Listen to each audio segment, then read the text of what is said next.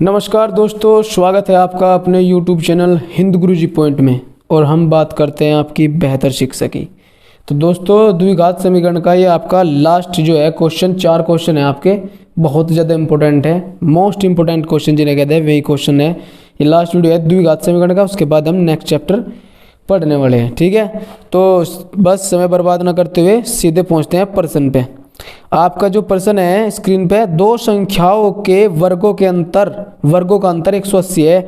छोटी संख्या का वर्ग बड़ी संख्या का 8 गुना है। दोनों संख्याएं बताओ कौन कौन सी है। ठीक है, तो हमें तो यहाँ से इतना छोटी पता संख्या ना बड़ी पता, तो सबसे पहले तो हम अपनी तरफ से छोटी और बड़ी संख्या करके मान लेंगे। हम क्या लिखेंगे, माना छोटी संख्या बराबर है x, तब कह देंगे माना बड़ी संख्या बराबर मान लो y। छोटी संख्या मान ली और बड़ी संख्या मान ली। उसने क्या कहा कि दोनों संख्याओं का वर्गों का जो अंतर है वो हमारे पास है कितना, 180। अब देखो यहाँ से x का भी वर्ग करूँगा और y का भी, लेकिन उसने अंतर दिया मतलब घटा रखा। और अंतर है कितना, 180, और 180 प्लस का है। इसका मतलब बड़ी संख्या में से छोटी संख्या घटाई होगी तभी तो प्लस का बचा होगा। तो बड़ी संख्या आया तो इसका वर्ग y² माइनस x² बराबर कितना हो जाएगा, 180। ये समीकरण 1 बन गई हमारे पास में। ठीक है, क्योंकि बड़ी संख्या के वर्ग में से छोटी संख्या के वर्ग को घटाएंगे तभी तो 180 बचेगा। तो ये समीकरण 1 होगी हमारे पास में। एक समीकरण और बनेगी हमारे पास में, और फिर इसे हल करेंगे हम। फिर क्या कहा हमने कि छोटी संख्या का वर्ग जो है वो बड़ी संख्या का 8 गुना है। कह रहा कि अगर छोटी संख्या का हम वर्ग करें और उसमें अगर बड़ी संख्या में 8 की गुणा कर दे तो में बराबर हो जा, तो छोटी संख्या का तो वर्ग करो x² और बराबर हो जा बड़ी संख्या का 8 गुना मतलब 8y। ये हो जाएगी समीकरण 2। अब ठाके बस समीकरण 2 से जो है हम समीकरण 2 से x² का मान समीकरण 1 में रखेंगे। क्या बोलेंगे, समीकरण 2 से x² का मान समीकरण 1 में रखने पर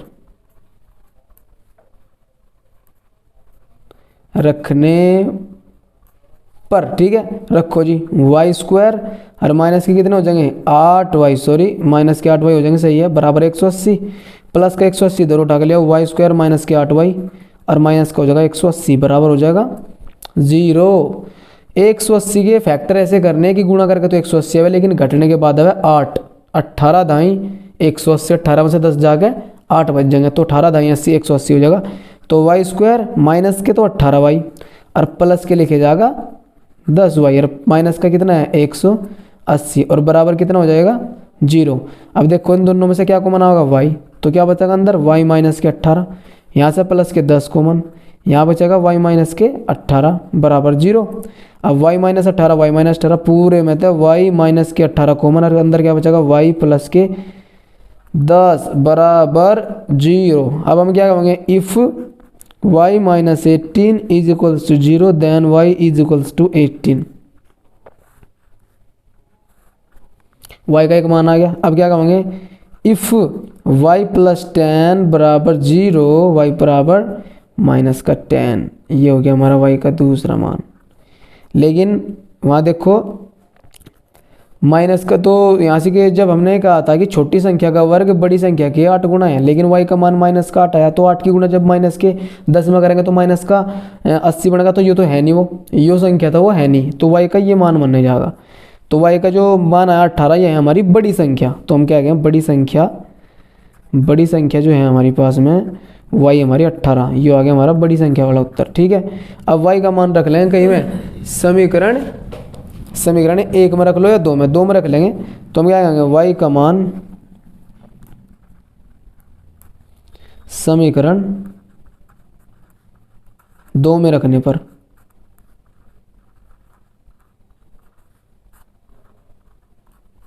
रखो x² बराबर 8y। ठीक है, x² का कितना मान है हमारे पास में, x² का तो आया नहीं, 8y, 8 का रखो भाई, यहाँ से y का मान कितना है हमारे पास में 18। ठीक है, एक्स स्क्वायर पे से अंडर रूट हटाओ तो किधर चल जाएगा इस पे, तो 18 गुना 8 हो जाएगा। 18 इस 8 को कैसे लिख सको, 2 गुना 2 गुना 2। 18 को कैसे लिखोगे, 2 गुना 3 और गुना में 3। यहाँ से एक 2 जोड़ा का बन जाएगा, यहाँ से एक 2 का जोड़ा बनेगा, यहाँ से एक 2 का जोड़ा बनेगा। तो हमारे पास क्या होगा, बाहर लेकर के x बराबर आ जाएगा 2 गुना में 2 और गुना में 3। तो 2 दूनी 4 और 4 तिया 12, 12 आ गया हमारे पास में x का मान। इसका मतलब छोटी संख्या कौन सी है हमारे पास में, छोटी संख्या है हमारी 12। तो हम क्या लिखेंगे, छोटी संख्या है 12।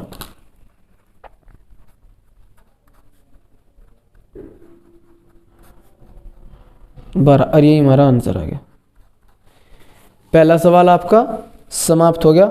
कोई बहुत ज़्यादा हार्ड नहीं था और 2021 और 22 में पूछा गया था, इसलिए इम्पोर्टेंट है, अच्छे से पढ़ लियो वहीं से। ठीक है, आगे बढ़ते हैं, नेक्स्ट क्वेश्चन पे चलते हैं। आपकी स्क्रीन पे नेक्स्ट क्वेश्चन देखो भाई क्या है कि एक रेलगाड़ी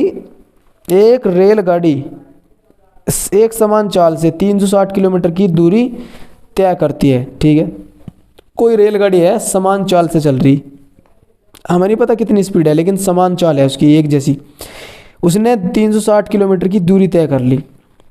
ठीक है, कह रहा फिर यदि यह चाल 5 किलोमीटर प्रति घंटा अधिक हो जाए या होती है, ठीक है, तो वह उसी यात्रा को जो है 1 घंटा कम समय में कर लेती पूरा। तो हमें तो यहाँ ना तो समय पता, ना तो हमें यहाँ समय पता और ना ही पता यहाँ स्पीड का। तो हम यहाँ अपनी तरफ से मान लेंगे। सबसे पहला क्वेश्चन में माना रेलगाड़ी की चाल मान लो x किलोमीटर प्रति घंटा है। ठीक है, रेलगाड़ी की चाल मान ली हमने x किलोमीटर प्रति घंटा। तब हमारा जो सूत्र हो है वो सूत्र क्या हो जाएगा, सूत्र अगर मैं समय बराबर लूँ, समय बराबर क्या हो जाएगा, दूरी बटे चाल। अब समय तो हमें पता नहीं, दूरी पता कितनी है 360, चाल कितनी है x। एक समय तो हमारे पास में आ गया 360 चलने के लिए उसे। ठीक है, तो 360 किलोमीटर चलने के लिए उसे इतना समय लगा, कितना 360 बटे x, और ये हो जाएगा घंटा, क्योंकि समय घंटे में है, यहाँ से प्रति घंटा है ना चाल हमारी, तो ये हो जाएगा ये। उसने फिर क्या कहा कि अगर हम रेलगाड़ी की चाल 5 किलोमीटर बढ़ा दें तो बताओ कितनी हो जाएगी, पहले x थी, अब 5 किलोमीटर की और स्पीड बढ़ा दी उसकी, तो हो जाएगी x + 5 किलोमीटर प्रति घंटा। तो हम कह देंगे रेलगाड़ी की चाल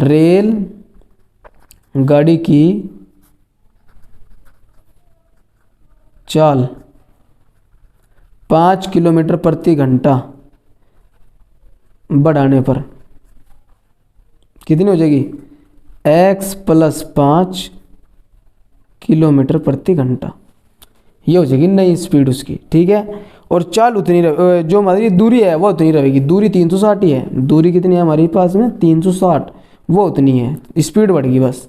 अब समय बराबर दूसरा फॉर्मूला हो जाएगा, समय बराबर तो कितना हो जाएगा 360 बटे x + 5, सूत्र तो वही रहेगा ना, दूरी बटे चाल, दूरी हमारी 360 और चाल हो जाएगी x बटे x + 5। ये होगी हमारे समीकरण 2 के लिए, ये हो जाएगा समीकरण 2, ये समीकरण 1 मान लो। अब यहाँ से कि उसने कहा कि समय जो है इसमें 1 घंटा कम लगा, क्या कहा था कि यदि उसकी 5 किलोमीटर की स्पीड बढ़ा दी जाए तो जो उसकी स्पीड है 1 घंटा कम हो जाएगी, किस में से, पहले की जो स्पीड थी उसमें से। तो प्रश्न अनुसार सवाल किस इस तरह बन जाएगा, प्रश्न अनुसार पहले तो समय ज़्यादा लग रहा था, अगर मैं पहले वाले समय में से दूसरे वाले समय को घटा दूं तो ये कह रहा दूसरे वाला कि 1 घंटा कम लगे, मतलब पहले वाले समय में से अगर दूसरे वाले समय को घटा दे जा तो उनका जो अंतर आएगा वो 1 घंटा होगा। तो हम क्या कह देंगे, समीकरण 1 माइनस हो जाएगी समीकरण 2, क्योंकि इस समय से इस समय को घटाएंगे तो कितना बनेगा 360 बटे x माइनस के 360 बटे x + 5 और बराबर होगा 1 समीकरण के हिसाब से। तो ऐसे बात बनेगी कि पहले समय जो लग रहा था वो ज़्यादा लग रहा था और बाद में लगा 1 घंटे कम, मतलब इसे अगर इसमें से घटाऊंगे तो 1 बचेगा, तो ये बनेगी हमारी समीकरण। अब देखो एलसीएम कितना बनेगा, एलसीएम बनेगा हमारा x × x + 5, इसकी मल्टीप्लाई इधर हो जाएगी, यहाँ से 360 तुम कॉमन ले लो, अंदर क्या बचेगा x + 5 x की गुणा इधर हो जाएगी तो माइनस का x बराबर हो जाएगा 1। x से तो x भाग हो गया, 360 की गुणा 5 में हो जाएगी तो होगा 360 गुणा में 5 और बटे में x की गुणा x में x स्क्वायर प्लस के 5x हो जाएगा और बराबर हो जाएगा 1। इसकी गुणा इसमें चल जाएगी इधर। तो सवाल कैसा हो जाएगा 360 गुणा में 5 और बराबर हो जाएगा x स्क्वायर प्लस के 5x। अब 360 गुणा 5 इधर पूछा दो कितना हो जाएगा x स्क्वायर प्लस के 5x और माइनस का उधर इधर जाएगा तो इसकी गुणा कर लो सीधा 5 0 0 5 छंग 30 3 हासिल को 5 3 15 3 18 1800 बराबर 0। सवाल बन गया हमारे पास में ये x स्क्वायर प्लस के 5x माइनस के 1800 बराबर 0। ये हमारा सवाल हो गया। अब तुम इसे सीधा सीधा गुणन अगर इसके भाज्य गुणनखंड करोगे तो भी हो जाएगा सवाल। तो अगर इसमें हम श्रीधराचार्य लगाए मेरे हिसाब से तब इसे आसान कर सको आप। तो हम सीधा एक्स स्क्वायर प्लस के 5x और माइनस के 1800 की जो है तुलना कर देंगे। कैसे हम कहते हैं A X square plus B X plus C बराबर 0 से तुलना करने पर हम श्रीधराचार्य लगाओगे। तो ए का मान कितना होगा 1, बी का मान कितना होगा 5 और सी का मान माइनस के 1800 ठीक है। श्रीधराचार्य का सूत्र है बच्चा श्रीधराचार्य से क्या कहते हैं श्रीधराचार्य से। अब श्रीधराचार्य का जो फॉर्मूला हुआ है वो क्या हुआ है x बराबर क्या हो जाएगा सूत्र x बराबर माइनस का b plus minus under root B square minus के 4ac और अपोन में आ जाएगा 2a।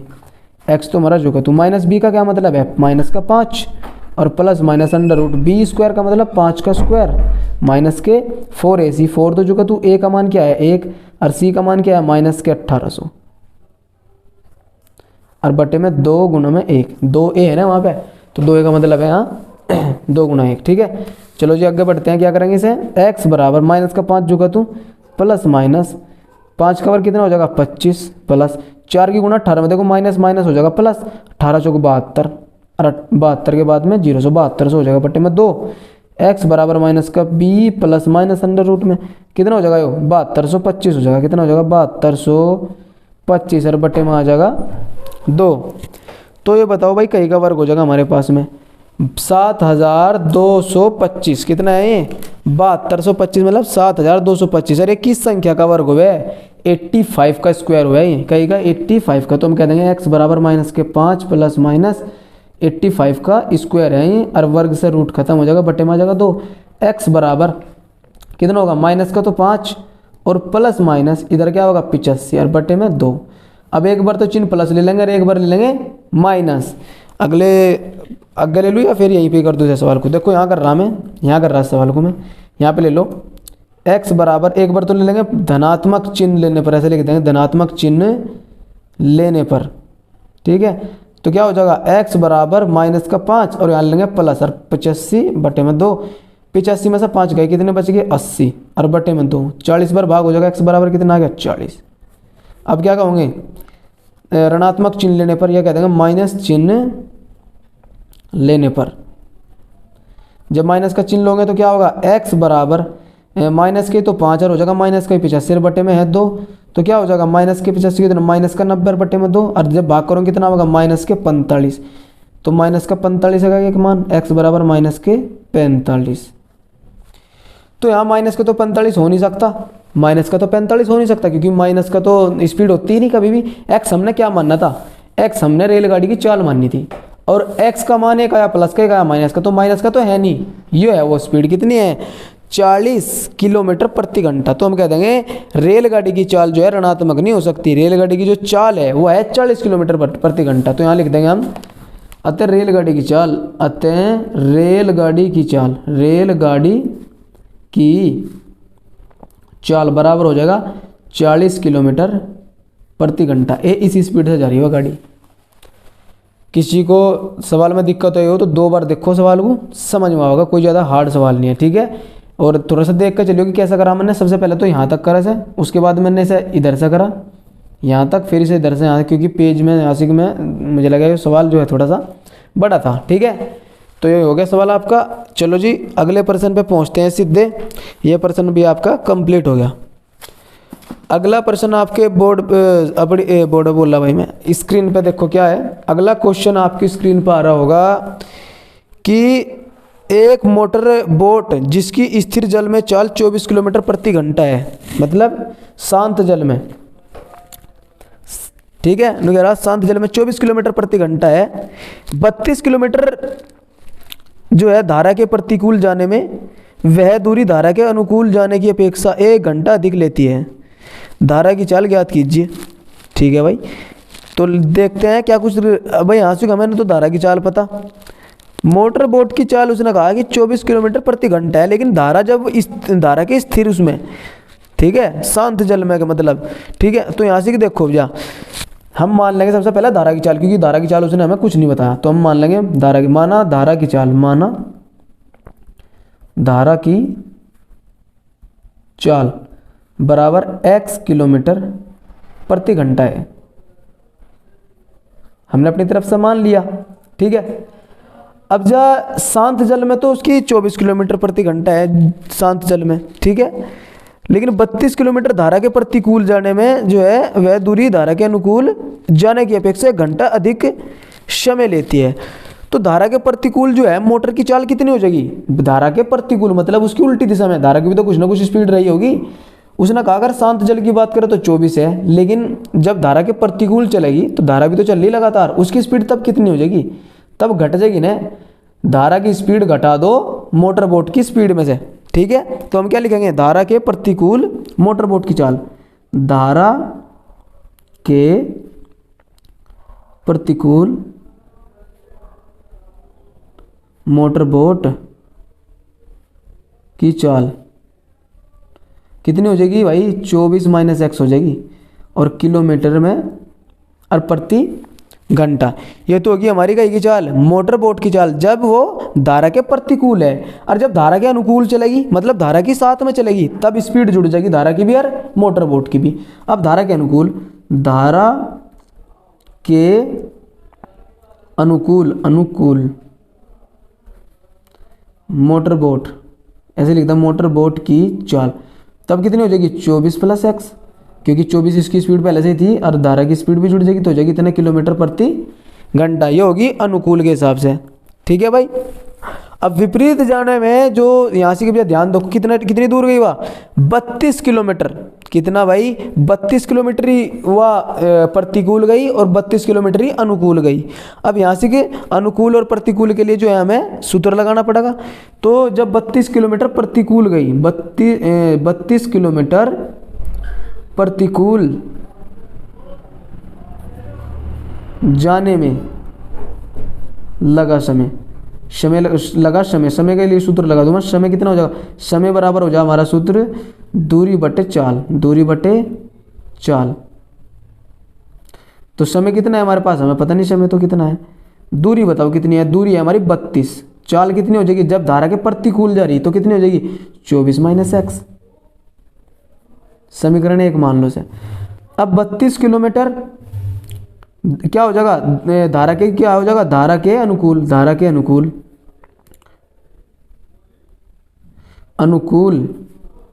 जाने में लगा समय, वो कितना हो जाएगा, समय बराबर 32 बटे 24 + x, और समीकरण कितना हो जाएगा 2।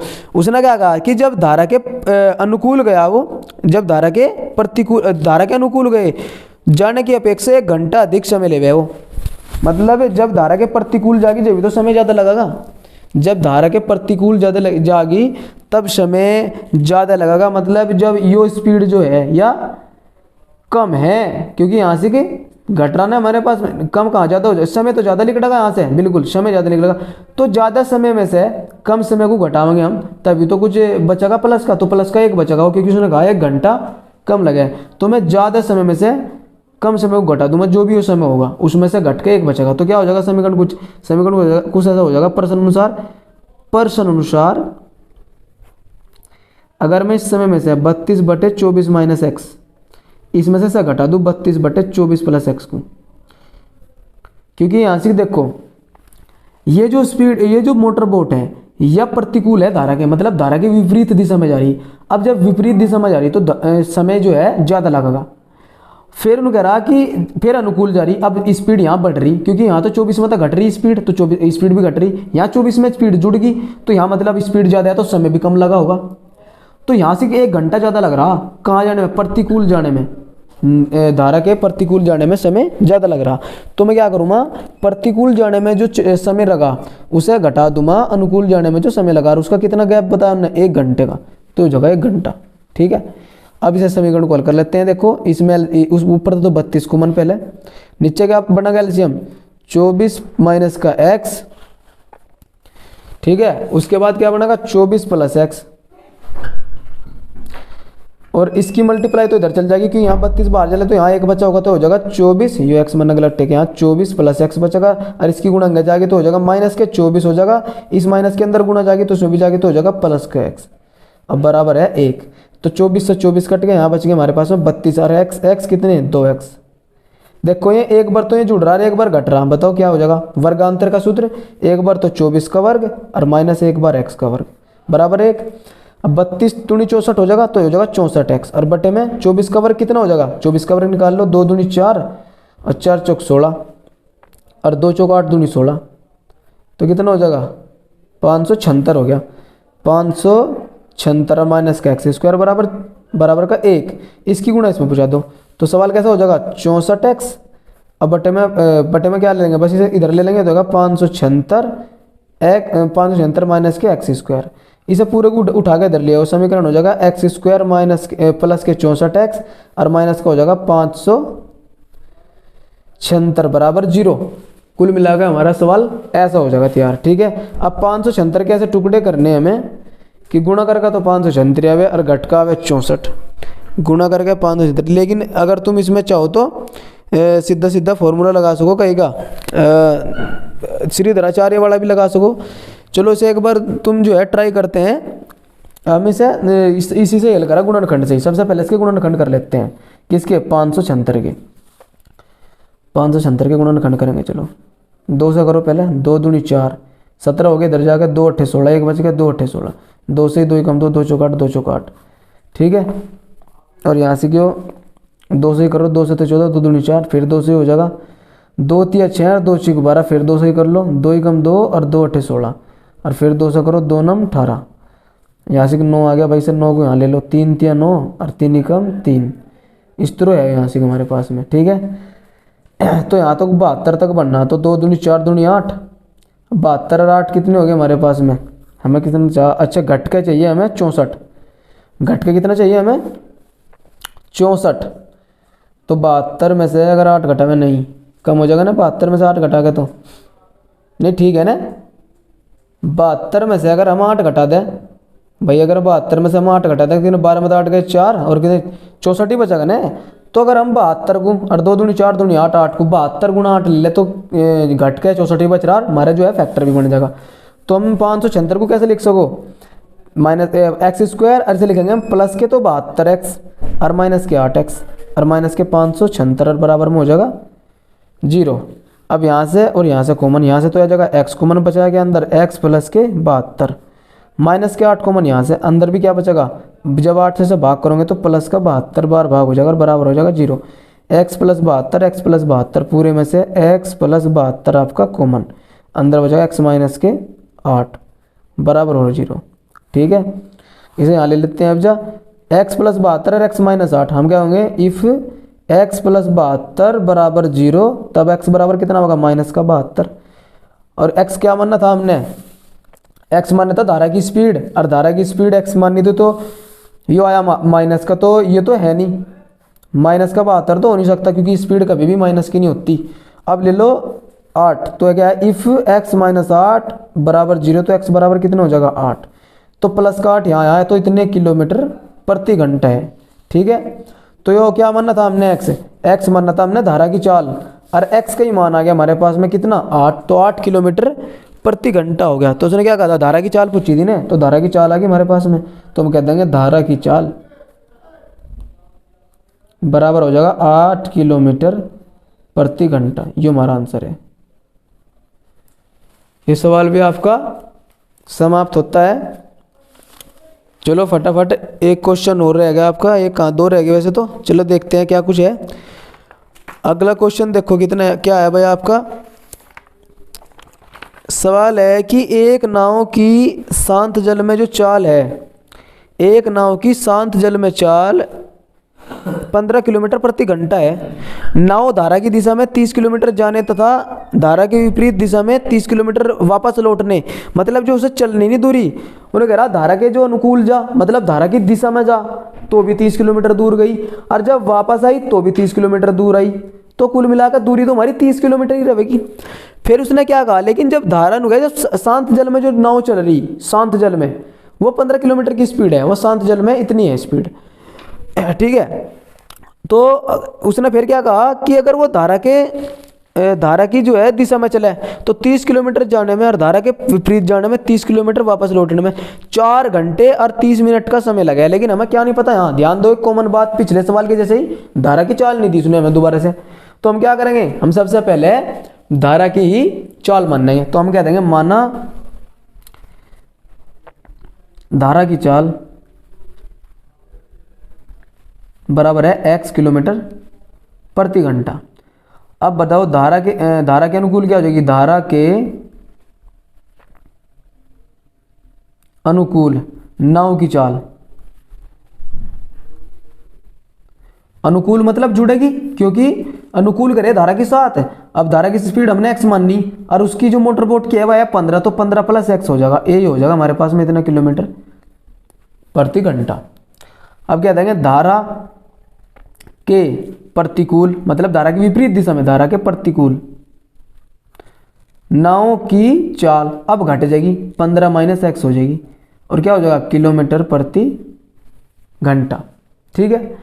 दूरी तो कुल दूरी जो दे रखी वह है हमारे पास में 30 किलोमीटर, आना जाना 30 किलोमीटर है, तो हम क्या लिखेंगे, 30 किलोमीटर धारा के अनुकूल जाने में नाव को लगा समय कितना हो जाएगा, समय बराबर हो गया हमारे पास में, समय बराबर क्या हो जाएगा हमारे पास में, दूरी बटे चाल, दूरी बटे चाल, समय हमें पता नहीं, समय बराबर दूरी कितनी है 30 किलोमीटर की और चाल कितनी है, जब अनुकूल जा रहे तो 15 प्लस x है, यह समीकरण 1 मान लो। अब 30 किलोमीटर फिर दोबारा से धारा के प्रतिकूल जाने में नाव को लगा समय, वो क्या होगा, दूरी बटे चाल ही है, दूरी वही रहेगी 30 और चाल बदल जाएगी, इब हो जाएगी 15 माइनस x, क्योंकि धारा के प्रतिकूल जा रहे स्पीड कम हो जाएगी, समय ज़्यादा लगेगा, तो हो जाएगा समीकरण 2। तो उसने क्या कहा कि उसे जो है क्या कहा भाई कि किलोमीटर विपरीत जाने में, किलोमीटर लौटने में, इतने किलोमीटर लौटने में कुल जो है 4 घंटे 30 मिनट लगे, कुल मिलाकर 4.5 घंटे लगे, 4.5 घंटे उसे लग रहे। तो इन दोनों का अगर हम समय जोड़ दें, कहा हमने दोनों का समय जो है जोड़ के बता क्या आने जाने में जो समय लगानी उसे वो टोटल 4.5 घंटे लगे, 4 घंटे 30 मिनट। तो कुल मिलाकर समीकरण 1 समीकरण 2 के तो क्या हो जाएगा, प्रश्न अनुसार देखो क्या हो जाएगा, प्रश्न अनुसार सवाल को जैसे हो जाएगा 30 प्लस 15 प्लस x और प्लस में 30 बटे 15 माइनस x और बराबर हो जाएगा 4 से 1/2, क्योंकि 4.5 घंटे इस तो लेगा 4 से 1/2। अब एलसीएम देखो यहाँ से 30 कॉमन, यहाँ क्या हो जाएगा हमारे पास में 15 गुणेंगे तो 15 माइनस x और 15 गुणेंगे हो जाएगी 15 प्लस x, क्योंकि 30 कॉमन ले लिया वरना बाहर, और यहाँ से 15 प्लस x एलसीएम बनाएगा 15 प्लस x और 15 माइनस के x। और देखो जैसे करो 2 चौक 8 1 9 9 बटे 2 और देखिए 3 3 9 और 3 दाई 30, ठीक है। और ये जो है हमारे पास में गुणा में चला जाएगा इसके बटे में, तो कितना हो जाएगा 3 बटे 20 हो जाएगा, क्योंकि 10 दूनी हो जाएगा 20। अब यहाँ देखो x तो x कट गया, 15 15 कितने हो गए 30 और यो 15 और 15 प्लस x 15 माइनस x का एक सूत्र लग जाएगा, 15 प्लस x 15 माइनस x वर्गांतर का सूत्र लग गया ना, तो एक बार तो 15 का वर्ग और माइनस एक बार x का वर्ग और बराबर क्या हो जाएगा 3/20। अब यहाँ 3 कम 3 और 3 दाई 30 दोबारा से। अब 20 की तो गुणा अंग हो जाएगा, इसकी गुणा अंग, तो 20 की गुणा अंग हो जाएगा कितना हो जाएगा 200। और 15 का वर्ग हो जाएगा 225, इधर चलेगा 1 की गुणा मारी होंगे एक्स का स्क्वायर, इसे उठाकर इधर ले आओ तो कैसा हो जाएगा भैया, सवाल को जैसा हो जाएगा प्लस का हो जाएगा एक्स स्क्वायर और माइनस का हो जाएगा, यहाँ से एक्स भी तो था इसके साथ में, था नहीं इसके साथ में था ही नहीं एक्स स्क्वायर, तो इधर जा लिया 200 को इधर पहुँचा दो, 225 माइनस के 2 है 200, 225 में से 200 घटाओ, एक्स स्क्वायर बराबर बचेगा 25 और एक्स का वैसा वर्ग घट के कितना हो जाएगा 25 और एक्स तब बाहर क्या लेकर का होगा, ये 5 का वर्ग है तो प्लस 5 के 5 ही आवेगा तो प्लस माइनस के, लेकिन स्पीड कभी भी माइनस में नहीं होती इसलिए खाली प्लस ही रह जाएगा, ठीक है। तो एक्स बराबर आ गया हमारे पास में 5 और ये है किलोमीटर प्रति घंटा, क्योंकि ये धारा की चाल आई, हमने एक्स क्या मानना था, ध्यान दो सबसे ऊपर धारा की चाल माननी थी और उसने लास्ट में क्या कहा, धारा की चाल बताओ, धारा की चाल आ गई भाई, एक्स का मान आ गया तो हम क्या कहेंगे, धारा की चाल बराबर है 5 किलोमीटर प्रति घंटा, ये हमारा क्या आ गया, आंसर आ गया। कोई डाउट है क्या बताओ, ये सवाल आपका कंप्लीट होगा। तो भाई यही थे मेरे हिसाब से 4 सवाल थे, 4 पढ़ा दिए मैंने, 4 क्वेश्चन थे आपके भाई, 4 पढ़ा दिए क्या, अब 3 पढ़ा दिए, कितने पढ़ा दिए भाई, अच्छा जी पहला क्वेश्चन ये था, 4 पढ़ाए थे मैंने, 3 पढ़ा दिए भाई, 1 2 3 4 क्वेश्चन पढ़ा दिए ना मैंने आपको, ठीक है। 4 क्वेश्चन आपके कंप्लीट हो गए हैं। तो यही थे भाई 4 क्वेश्चन, मोस्ट इंपोर्टेंट क्वेश्चन भाई, 8 नंबर में आपको रखा ही मिलेगा एक क्वेश्चन ऐसा, 100% एक क्वेश्चन, इसलिए बढ़िया तरीके से तैयारी कर लियो।